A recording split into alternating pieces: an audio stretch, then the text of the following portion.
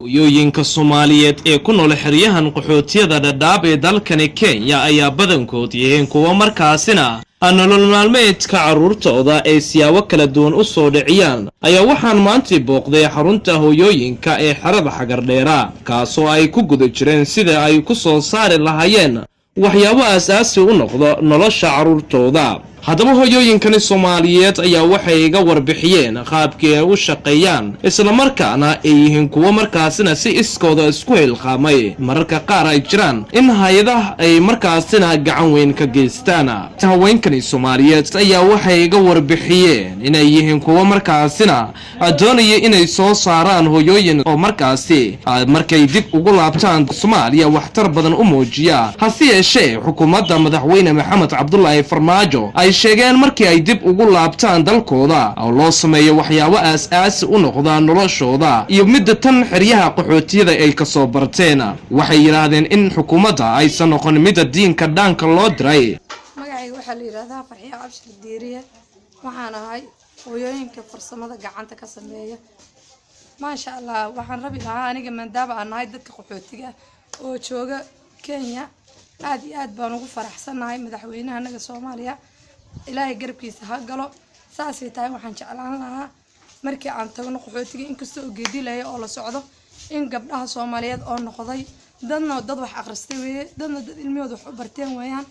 waxaan rabi lahaa dadkan noqdo haddii ilaahay yiraahdo oo dib u noqdo in loo sameeyo santaro sidan oo kaleeta si gabdhaha jaahiliinta ay u ilbaxaan. hay'adahaas falkan waxaan ugu baaqayaa in ayna siiyaan farsamada gacanta ma awoodno mana gadan karno. waxaan ugu baaqayaa inay sina siiyaan raangi oon ku karsano dharka iyo qalabkii farsamada gacanta. waxaan ku qabanaa dharkaan ku karinaa waxaan ku suubinaa shaambadaan ku hagaajinaa waxaan ku hagaajinaa cagasaartaan ku hagaajinaa oo la saaranayo halkiga yaan ku hagaajinaa.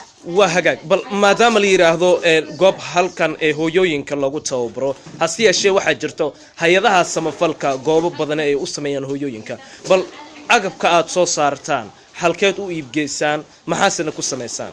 waxaan meel kasta waxaan u iibgeynaa qaxootiga waxaan aadinaa ilaa Kismaayo ilaa iyo Nairobi ilaa iyo tuulooyinka hoose yaan geysanaa.